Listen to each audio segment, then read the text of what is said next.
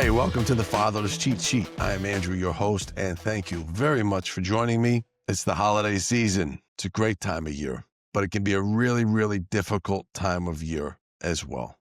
You can have all the fun, and you still can have a lot of pain, and you still can be missing that person who's no longer with you, or you could just be going through something, and everyone's having a great time at that office party, and you're in the corner worrying about that thing or that person, or how are you going to pay for gifts?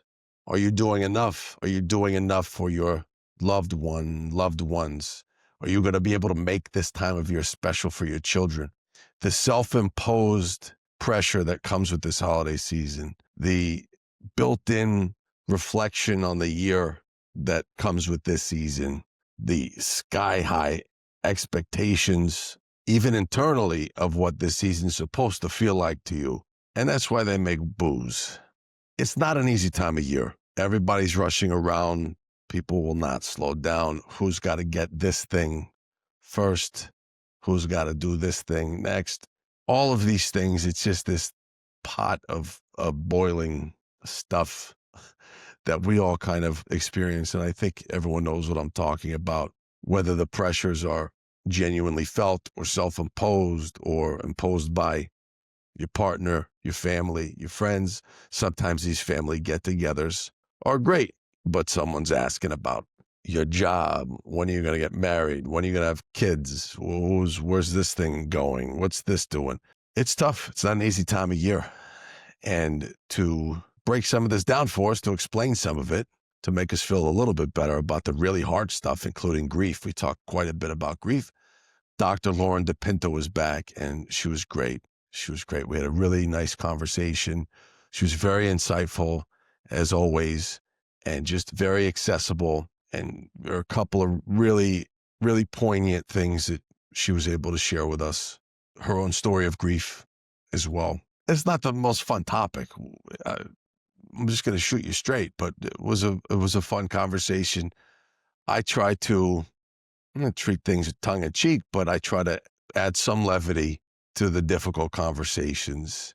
And I think for the Fatherless Cheat Sheet, a show that sort of tries to help fill in some cracks and give you a heads up on certain things that maybe you didn't hear for yourself, or even just revisit some topics that maybe you didn't deal with directly, as I never really dealt with much of any of this stuff. I think it was a good conversation. I think hopefully you'll get something out of it. And I hope you're not dealing with grief this time of year. I actually know a few people that are dealing with grief very directly and pretty immediately this time of year. And I'm thinking about those people right now. Just wanted to put something together to acknowledge this very volatile time of year. If things are going great, it could still be a tough time of year, a time of self-reflection, a time of looking forward. There's a natural reset button once that ball hits the ground at Times Square. There's a natural reset button. And what can we do with that? We talk a little bit about that with Dr. Lauren as well. And she was just a font of knowledge as she's been, and it was a nice conversation. So I'll leave the rest to her. So guys, enjoy it. And it's the Fatherless Cheat Sheet. Check it out. All right.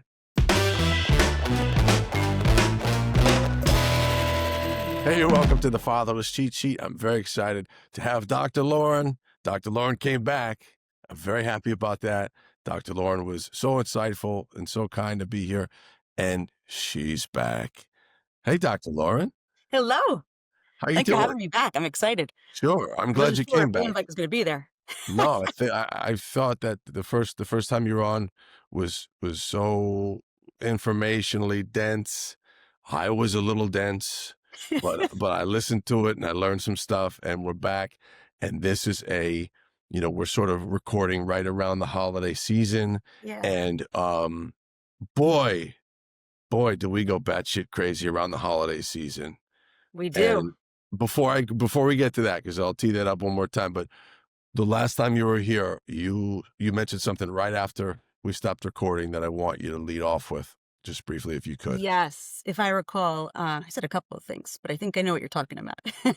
um, and yeah, we were talking about loss and about someone I lost, and two boys who as a result are fatherless. And that was a meaningful part of the conversation that I wish we recorded, and hopefully we can get to at some point during this conversation. But I think I've said that presence is the antidote to the absence. Yeah. And, I'd love to hear why it was really meaningful for you. But I think when I speak of presence, I refer to like the work of Dan Siegel, who is a renowned neuropsychiatrist and researcher. And he talks about presence showing up um, in the four S's of presence, and that's being safe, seen, soothed, and secure. Mhm. Because presence is really felt Right. before it's known. And I think when you are feeling the loss of such an important presence, Yeah. you kind of are looking to fill that space, and not in a replaceable way, but in Sure. a way that you get to be with others and yourself and feel Yeah. safe, feel seen, feel secure, and soothed as you're processing pain. Yeah, that makes a lot of sense. And honestly, my fifth S has always been very helpful, which is to nod. Because a lot of times things just don't occur to me I because I'm mean, just a listen, dope. let's add that on there. The humor, this, yes, absolutely. Definitely has helped me in the past just to go, wait a minute, that was a thing that happened. I went through that. I'm all right. Because it just doesn't occur to me because I'm a half a dope. But that's okay. No, that was a point well taken. And some of the stuff that I could go back for 20 minutes about what we talked about last time, and it was meaningful to me. And I felt to be honest with you, before this show and before that conversation with you, I didn't really give a lot of this much thought. Hmm. I've given therapy a couple different tries, didn't work out. What happens with me is I'll get in a room and now I have a captive audience and I'll only talk to women. So I'm just trying to make them laugh the whole time. Doesn't work out. It's not worth the copay. You know what I mean? So, but I would say there was so much there that was helpful for me. And I think this episode is timely and Hmm. we could build upon some of the stuff we talked about, but why around this time of year, generally speaking, the holidays, why does everyone, you could feel it when you walk out of your front door or in a parking lot and it just percolates. Can you talk about that a little bit, that energy out there? Yeah, I think we talked a little bit about it before, right? There's kind of like a spectrum of energy, and we talked about like just the natural intensity of the holidays, right? It says everyone's rushing to nowhere. Everyone has to be on Route 17. They, and there's just this natural kind of need to do something, right? And I think it comes from a good place. Um, but on the flip side of that, which causes anxiety, right? And just stress. But on the flip side of that, I think this is such a meaningful show.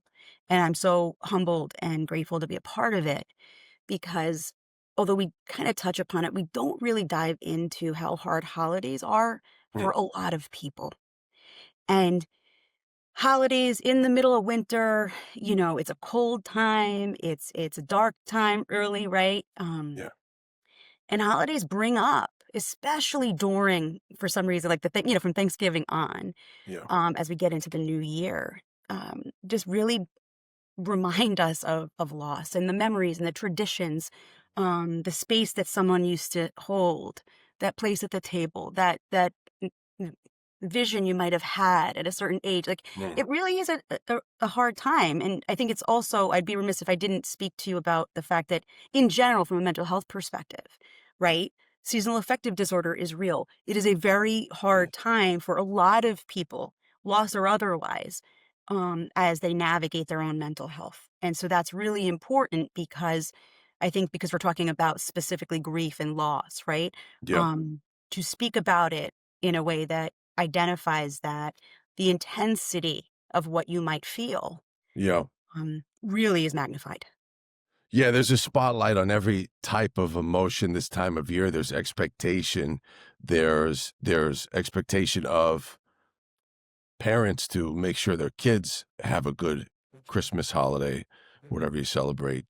Mhm. There's expectation of a girlfriend or a boyfriend or a partner to get that Yep. perfect gift for someone in a new relationship. I could go down the line. Is it that spotlight is so bright white hot on whatever that thing is, whatever that emotion is? do you think, in your professional opinion, it's just kind of the time of year for some reason is that way? Like what's the what's behind that? What's behind the intensity, the Yeah. spotlight Yes, of that? exactly. Well, Yeah. I mean, listen, I think advertising does an incredible job. I Yeah. mean, helping that out. Yeah. I think, the holidays have certainly become monetized and commodified, and Sure. we all participate. Don't get me wrong. I like a Yeah. good gift. But I think there is this pressure that's just there. It's around us, and the questions you might receive. And, those conversations usually include, what are you doing for the holidays? What did you get Yeah. so and so? Oh, what did you get your child? Like, and you just feel this natural, like, angst. I think many of us do. And I think that's what you're speaking about, because you Yeah. want to get it right, Sure. as if there's something to get right. Right. There isn't. That's the myth, right? That's the thing. And it's really important that we talk about it, because I think it causes unnecessary stress for a lot of Yeah. us. Yeah, there's an even those family gatherings can be difficult sometimes. I've always been really, really lucky with my family that I never I never had the pressure of, well, when are you doing this? What's going on? When are you getting married? When are you having kids? Stuff Hmm. like that. I never had to deal with that with my family over the holidays or Christmas. But a lot of people do. And what's going on with that job? Did you do this, do that? And it is, I mean, my antidote to a lot of that is I just go back to saying, well, everyone's mostly full of shit, including myself. I mean, would you say that's a fairly good assessment and a beneficial way to look at things? The assessment of everyone's full of shit. Yeah, I no, partly full of shit. What I mean is we all put our pants on the same way. I'm basically saying that. Yeah, no, I mean, I went to school for a lot of years to basically say yes, Okay. No, I mean, listen, I think I get what you're saying when you're Yeah, saying everyone's full of shit. I think how I might rephrase it, please perhaps, do. Yeah, is, I think there are superficial conversations that happen. And when you're someone like yourself, and tell me if I'm off the mark here, you appreciate the in-depth conversations, you appreciate your time. And when you lose someone like you have, yeah, time is that thing that's priceless. And so time with someone is that thing you can't get back. So you don't like to waste it. And I think when you're with your family, although it's a lot of us have some forced family fun, yeah, right? And it could go in a lot of different directions. What I hear you saying is like, yeah, everyone kind of talks a lot, and that's something you put up with, right? That's yeah, okay. That's something you consent to. Like, hey, I'm going to listen to my uncle talk about this, or I'm going to listen to my aunt ask me about that, or some this, that, and the other, whatever the construction at the table is, right? sure. It's not so much about being quote unquote full of shit. Although I do like your summation. It's really about where you fit in and what ear, like, how are you listening to it? Yeah, How are you experiencing it? How are you meeting it at this age versus 10 years ago right. or 2 years ago? And how much can you tolerate it? And Mhm. why, though, are you tolerating it? That's where it becomes deeper, because that is still a memory, right? So when you talk about it in 10 years and so and so's not here, it's like, oh, Yeah, remember when so and so used to talk, about this? It's like there is a nostalgia to that to a degree, mhm, right? That I feel from you, like knowing coming from an Italian family, yeah, right? You do look back, and I think it's really just about who you show up as mhm, these holidays and what it is that you're looking for from them. I think when you have realistic expectations, yeah, you typically meet your expectations, right? Because they're real. They're not, these grandiose ones like that started the conversation to have mhm, this magical event. right. The magic is in the madness, right? To a degree. Yeah, and it's also honestly, there is something to the chaos of it all. If you can keep your middle finger to yourself while you're driving, especially with your kids in the car, and you could just sort of chill out a little bit and take it in stride. It is a really fun time of year because there's effervescence. Everybody's bubbling. It's fun to jump on board and get involved with that stuff when it doesn't go when it doesn't redline. I Yeah. think. And so, but just thinking about the fact that this time of year does shine that bright light. Is there a holiday blues? It's real, even when things are going well. Hmm. I personally remember growing up, my Christmases were always really wonderful because I was surrounded by a lot of great extended family. But Hmm. I do remember there was always that void. There was Yeah. always that missing spot at the table, even from a metaphorical standpoint. There was just something missing, and my mom always did her damnedest, did her best. She really worked hard to make it special for us, and we had our traditions. But how can you kind of differentiate between like Christmas blues and when you really have something cooking That's to a brush really the good person with? question. Yeah, that's a really good question. I think there's a couple of ways I can answer that, but just my natural inclination as we're just really just chatting, right, Yeah, about this is like, I think the difference, well, is the obvious. If you know that someone is grieving, yeah, right? Let's start there. Let's start with the obvious. yeah, That, we can expect that someone is going, especially if it's the first holiday mhm, event, right? That's usually the hardest. But it doesn't mean that it stops there. It doesn't mean that year 2, 3, or 4 is easier. sure, Right? I think start with what you know. I think the difference is this, like, if you know the people you're around, if you know the people you're with, which mhm, means you are a presence, quote unquote, in their life to a degree, you kind of get a sense of, okay, they struggle during this time, or there's a pattern, so I can adjust the way I interpret their behavior, or I can support their behavior in various ways. yeah, Right? But also add on to that, if you know there's a loss, that naturally changes the game. yeah, That's something to honor in a way and to meet. Right? And to not be afraid of, and to lean in a way that's compassionate. mhm, Again, I always go back to the 4 S's of presence, like, and what I said last time, do you think that person, whether it's, a new widow or a child or a sibling or a parent, doesn't think about it at those moments? Of course they do, and that's okay. And so we can just meet it. We don't have to have a therapy session, you know what I mean? sure, At all. But what a joy it is at a time when it's really, really, really hard to find something to be happy about, yeah, when another human being's like, "Hey, how are you this holiday? I'm sure yeah, it's pretty tough, but I'm glad you're here. yeah, Like, feel no pressure. I'm glad you're here." That is such a game changer because, and I think you know this well, you know, the rituals around death, bring a lot of people together. But then as soon as that's over, oftentimes people speak about the fact that they're alone. yeah, And so it's important to use presence, even if it's, asking a family member that you don't talk to often during the year yeah, or as much as you would like to join you and your family. So they have a place to go. They have a place to be with other people yeah. that kind of fills in that space.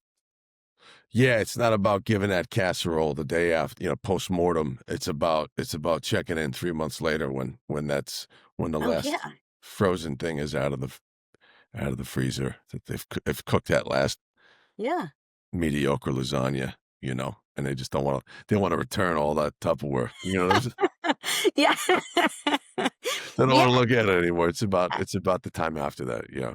And I think just to get back to your question in a real simple way, in terms of discerning between the two, I think if we're just really, you know, uh, people who are aware and want to pay attention, Yeah, you start to be able to discern that on your own.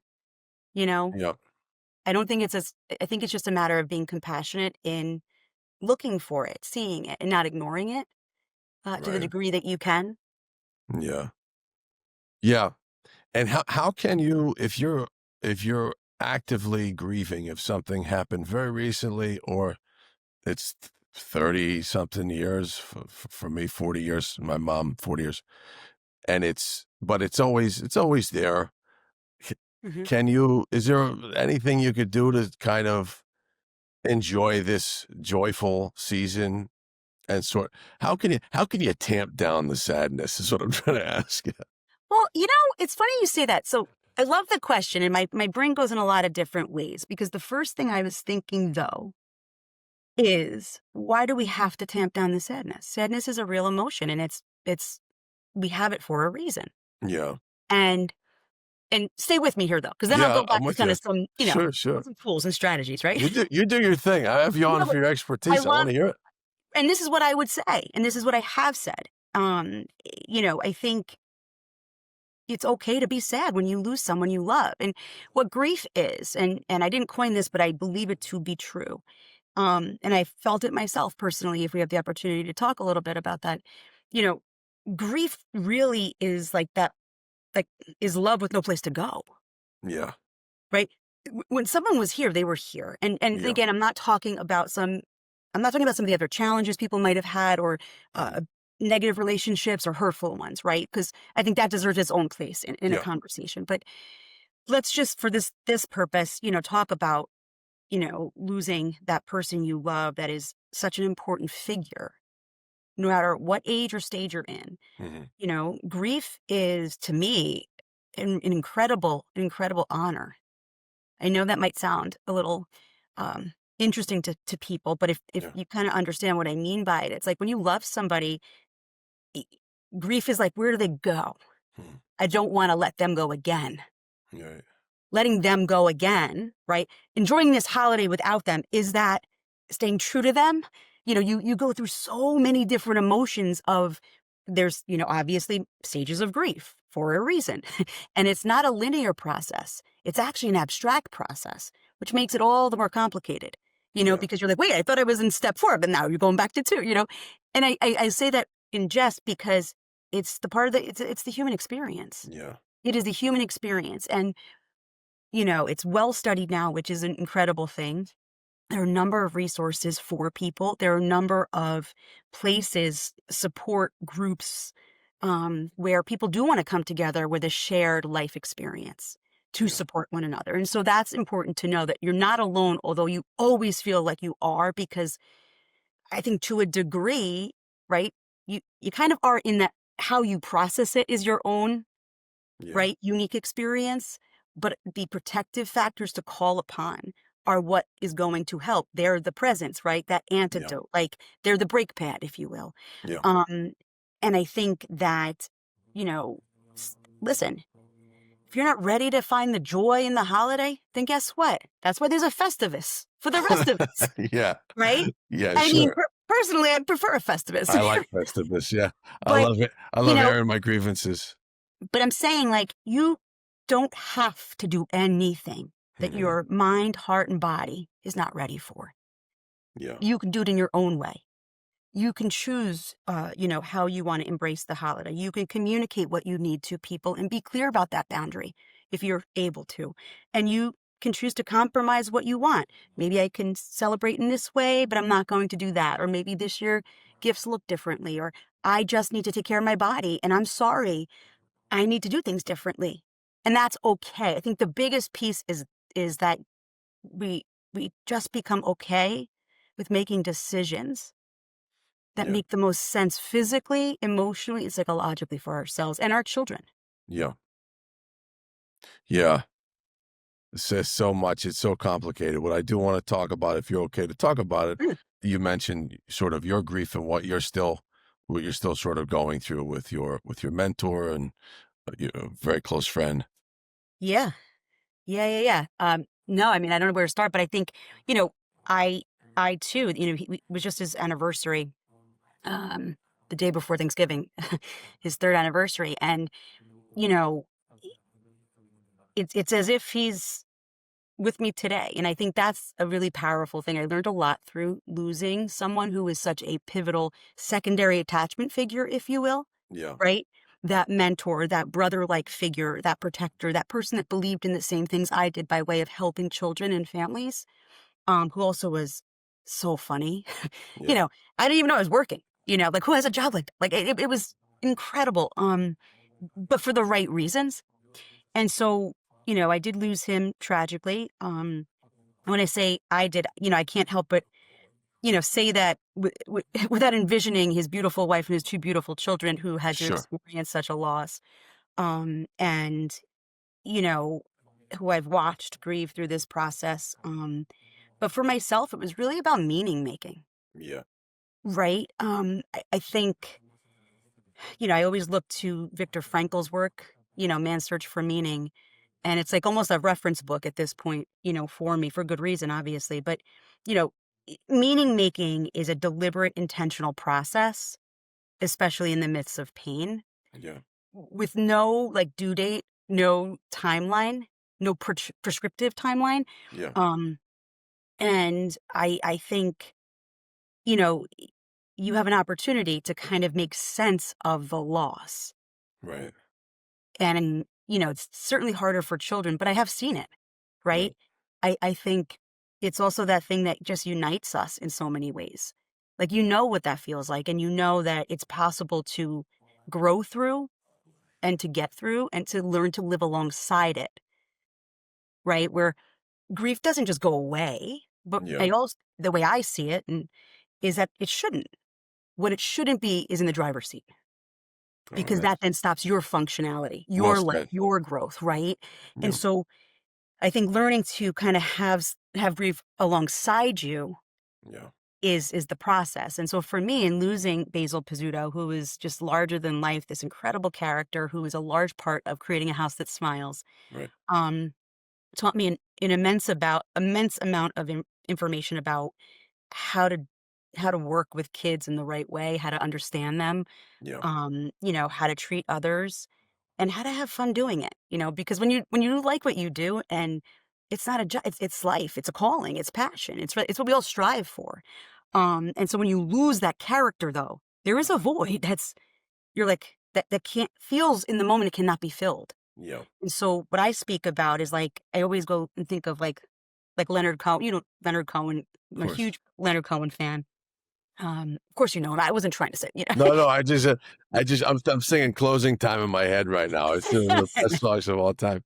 But anyway. But, it always goes back to, in, that line, right? That there's a crack in everything. That's how the light gets in. Yeah. And I think it's that brokenness that actually is where we define our strongest points, right? And if we let that light come in, the light is the thing you see Yeah. in that dark. And I don't mean to sound so, I think you know me. I don't mean to Right. sound so philosophical about it, but it really is true. And when I listen to that song, I'm like, yeah, like these cracks are what makes us, but it's also like the places of confrontation with the loss Yeah. that give us that meaning, that then assign that purpose, and then give us the tools we need to move on with that loss. Right. And now clearly that's hard for a child to do. It's hard for an adult to do. So for me, it's almost like, okay, just try Yeah. something. It's like that one step. Sure. Like I'm going to face this, and I'm going to do it in my time. I'm going to do it in the way I can, Hmm. but just don't stop. Right. Right.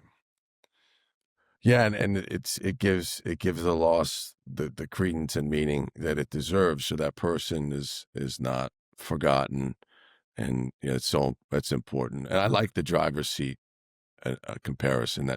That's really well said. So thank you Yeah. for sharing that. No, Oh, thanks for that's asking, that easy. Yeah. It's Yeah. funny that you and this is, I think, poignant to this conversation, and it's been my experience, it's also been my experience in practice, like, you're almost ambivalent talking about the person you lost, because it's like so many people react, not you, but I'm saying, like, it's almost like, oh, there's a pity associated with it, like, you're Yeah. still talking about that person, or, and Right. well-intentioned. Right. Right. Um, but having the freedom where someone's truly interested keeps that person's memory and legacy alive. And so a lot of people wanna talk about whoever they lost, in this case, Basil, Yeah. because his stories are worth telling. Yeah. He was here. Right. I want to do that. I want to share. And if I get teary-eyed, well, isn't that a gift that I can still feel? And Sure. so again, getting comfortable with that healthy grief, right? Yeah. That healthy cadence of storytelling is something I wish we all really kind of wanted to lean more into. Mhm. Um, because it's also a part of the natural therapeutic response to helping Hmm. someone grieve through the holidays. Yeah. Um, Giving someone an audience, again, appropriately. There is a thing called complicated grief. I get all of that. Um, but there's not, I mean, having someone actually take interest Yeah.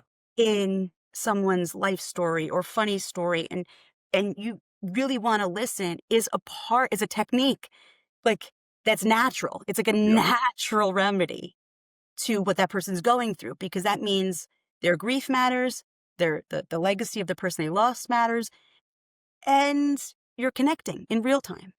Yeah. Oof. Well, listen, here's what we're gonna do. We're gonna put the car with the flats on it right on the flatbed. We're gonna tow it to the station. We're gonna fix the car up. How do we get out of some of this stuff? How do we sort of get through the end of the year, and how do we start the new year off sort of on the right foot? A little bit about those, one step here, one step there. What's a good couple things you can share to that end? Ooh, what's a good couple? After that ball drops, you know what I mean? Well, again, it goes back to you got me thinking here because there's so much right that we can cover in this conversation and I'd hate to miss something. I'm Yeah, inevitably going to, right? of Because this course. is a casual conversation and And I you always come back. You come back. hopefully I'll get invited back. I always do You that. I will. leave a little open, you know what I mean? But I think I know that how I think the language we use when we talk to ourselves matters too. Because Yeah. the message is that we have to rush through this. And so that's point one. You don't rush through anything that's worthy, right? If you want to do something right, you got to do it. Yeah. And it's not quick. And so I think start with the language you use when you talk to yourself or others. Hmm. If you want to cancel a holiday this year, well, this is maybe next year. Then you Right. cancel it. There is no script, right? You have agency. Um, if you want to cry, if you want to, whatever it is, like I said, don't rush through this process. This process is natural and sacred as well. Yeah. And very much a part of a healthy development, healthy coping through something. You got to lean in because it will find you. Like you don't Yeah. ever, like John Kabat-Zinn, wherever you go, there you are. That's it. Yeah. So why don't you, if you're there, might as well, pull up a chair and try to, Yeah. host the Festivus. But my point is, don't listen to the language you use when you talk Hmm. to yourself. Listen to the language you use when you're speaking to someone in who is currently grieving, Yeah. right? Because words matter in this instance. Yeah. And I don't say that to make anyone feel pressure. I make it known that you really should pay attention to what you think and what you say because that matters. That's all, right? And I think going into next year, it's not so much about, oh, I'm going to start, press reset come January 1, 2026. I mean, i- that's not like that. It's just not, right? You can start anytime you want, Yeah. right? Today's what? The December 1st. You could start December 3rd. You get to choose the date that you're ready naturally to move in a different direction Yeah. or move in a direction that feels right. I think the biggest lesson from here is that, grief is real. It deserves to be honored. Someone's life changed. People's lives changed. Like, let's just take a family, for example. Let's take you. Life was different. It Yeah. doesn't mean and that's not a judgment.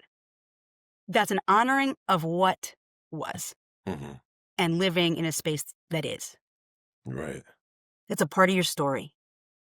And I think the holidays, like I said, you can get through them in the way you want to. Some people are like, this year, I just have to rush right through.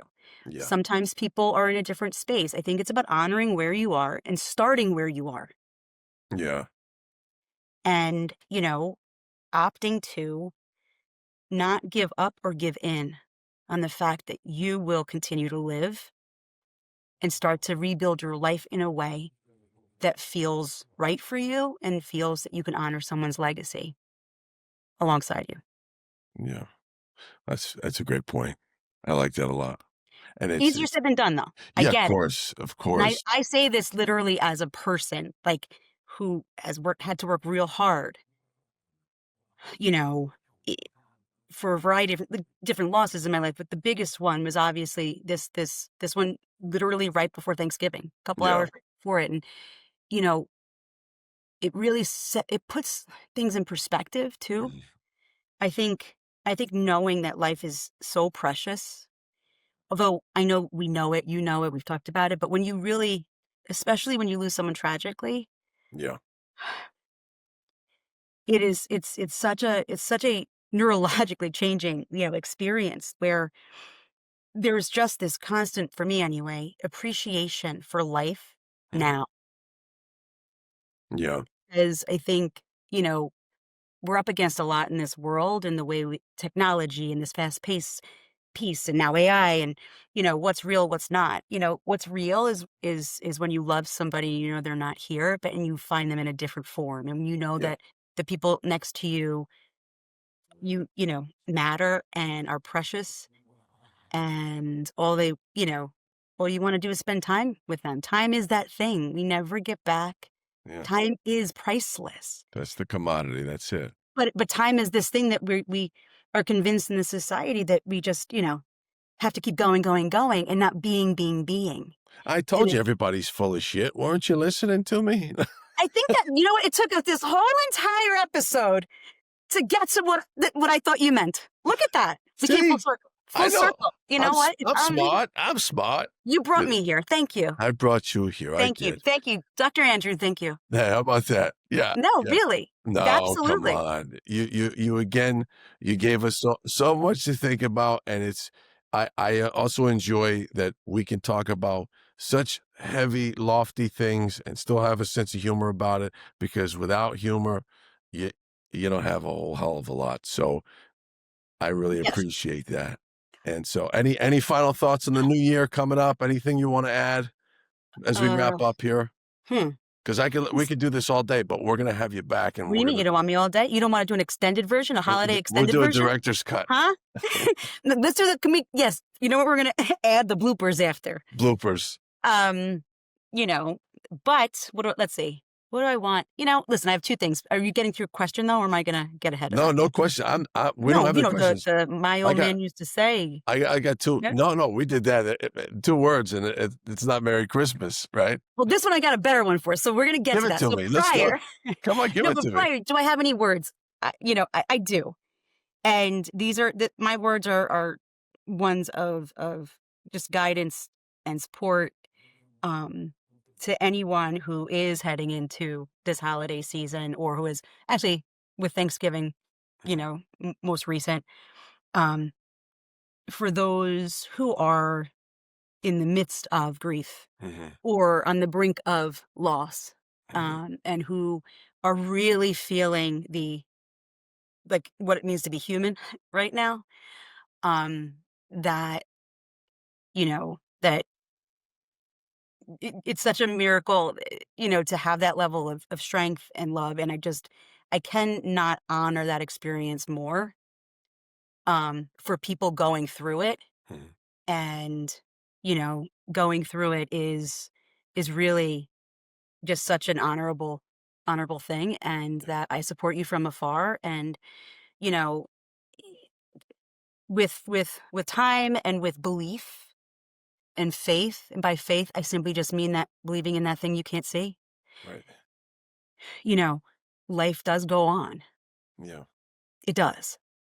We go on and we grow, and kind of stepping into that is honestly one of the most courageous acts of love. Yeah. And, if for nothing else, making sure people know that on the inside. Yeah. Excellent. Excellent. Dr. Lauren DePinto, thank you very much. That And was then, good. wait a second, now go Yeah, to oh, go ahead. Go. Give it to me. What do you got? well, no, here's what I'm gonna say, because I did Say it. devote this Okay. episode, although, you know, yeah, I don't know how much information I shared, but to Basil Pizzuto, to the late great mentor, Yeah. Basil Pizzuto. He used to say a lot of things. Very funny guy, let me tell you. Even even that's actually for the next episode. Okay. making me laugh from beyond a different point. But he always used to say, he said two things. And the first thing he always said is, it is what it is, right? And so I always got a kick out of that for a lot of reasons, you know. Um, but what he also used to say, which is also on his headstone, is, I had a good run. Yeah. Well, And I could see him chuckling right now because he did. No, he did. yeah. I think what he lived was many lifetimes in one life. Yeah. But I had a good run. Yeah. And, I think seeing life through that lens, regardless of his own story and, whatever challenges, but to live life as like open-minded, Mhm. fun-loving, just open to experience and humor and just care and fun and people, like Yeah. understanding and caring for people and just having, doing his thing. He had a good run. And so Yeah.